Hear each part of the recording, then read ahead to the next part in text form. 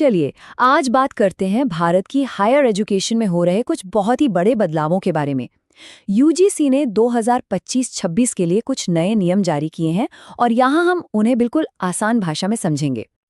अगर कोई higher education की दुनिया में है या उसमें कदम रखने की सोच रहा है, तो ये जानना बेहद ज़रूरी है, क्योंकि आने वाले समय में खेल के नियम पूरी तरह से बदलने वाले हैं। तो असल में हो ये रहा है कि यूनिवर्सिटी ग्रांट्स कमीशन, जिसे हम सब यूजीसी के नाम से जानते हैं, उसने कुछ ऐसे बड़े सुधार किए हैं जो सीधे सीधे स्टूडेंट्स और फैकल्टी दोनों की जिंदगी पर असर डालेंगे। चलिए जरा करीब से देखते हैं कि ये बदलाव हैं क्या। तो सबसे पहले चलिए नजर डालते हैं कैंपस में इक्विटी यानी समानता पर। जनवरी 2026 से कुछ नए नियम लागू हो रहे हैं, जिनका सीधा मकसद ये है कि हर स्टूडेंट को एक सेफ और बराबरी का माहौल मिल सके। तो इसका मतलब क्या है? इसका मतलब ये है कि अब हर कॉलेज, हर यूनिवर्सिटी में भेदभाव को रोकने के लिए एक 3 स्टेप सिस्टम बनाना जरूरी होगा। एक इक्वल अपॉर्चुनिटी सेंटर, एक इक्विटी कमिटी और एक 24/7 हेल्पलाइन। ये पक्का करेगा कि किसी भी स्टूडेंट के साथ नाइंसाफी न हो। चलिए अब आते हैं उस टॉपिक पर जिसका बहुत लोगों को इंतजार होगा। प्रोफेसर बनने का सपना देखने वालों के लिए क्या बदला है? यूजीसी ने भर्ती के प्रोसेस में एक ऐसा चेंज किया है जो कई लोगों के लिए नए दरवाजे खोल सकता है।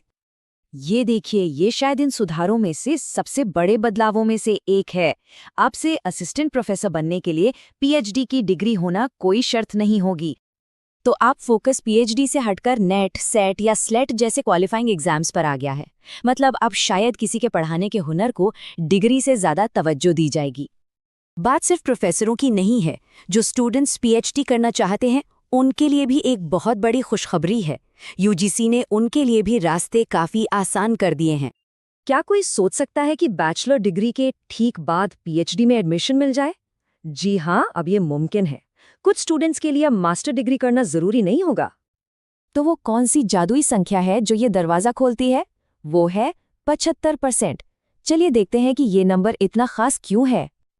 तो नियम ये है, जिन स्टूडेंट्स ने अपनी 4 साल की बैचलर डिग्री 75% या उससे ज़्यादा मार्क्स के साथ पूरी की है, वो अब सीधे सीधे पीएचडी प्रोग्राम के लिए अप्लाई कर सकते हैं। जाहिर है, इससे उनका कीमती समय और पैसा दोनों बचेगा। अच्छा, जो लोग नौकरी कर रहे हैं और साथ में पीएचडी करने का भी सपना देखते हैं, उनके लिए भी एक बहुत अच्छी खबर है। अब इसके लिए नौकरी छोड़ने की कोई ज़रूरत नहीं पड़ेगी। करना बस इतना है कि अपने एम्प्लॉयर से, मतलब जहां भी वो काम करते हैं, वहां से एक नो ऑब्जेक्शन सर्टिफिकेट यानी एनओसी लेना होगा, और बस नौकरी के साथ साथ पार्ट टाइम पीएचडी का रास्ता खुल जाएगा। लेकिन रुकिए, कहानी यहीं खत्म नहीं होती। ये सुधार सिर्फ स्टूडेंट्स और प्रोफेसरों तक ही नहीं है, बल्कि यूनिवर्सिटी के टॉप लेवल लीडरशिप तक पहुंच रहे हैं। ये वाकई में एक बहुत बड़ा कदम है। अब तक क्या होता था कि यूनिवर्सिटी के वाइस चांसलर सिर्फ प्रोफेसर ही बन सकते थे, लेकिन अब इंडस्ट्री और पब्लिक एडमिनिस्ट्रेशन के अनुभवी लोग भी इस पद के लिए एलिजिबल होंगे। सोचिए, इससे यूनिवर्सिटी को कितना नया और प्रैक्टिकल नजरिया मिल सकता है। तो इतनी सारी बातें हो गईं। चलिए अब इन सभी बदलावों को एक साथ रखकर देखते हैं कि पहले क्या था और अब क्या होने वाला है। ये टेबल इन सारे सुधारों को एक जगह पर समेट देती है। असिस्टेंट प्रोफेसर की क्वालिफिकेशन से लेकर पीएचडी के नए नियमों और भेदभाव को रोकने के उपायों तक सब कुछ एक नज़र में साफ हो जाता है। इन सभी सुधारों का मकसद तो एक ही है, भारत की हायर एजुकेशन को ज्यादा ओपन, ज्यादा फेयर और ज्यादा मॉडर्न बनाना।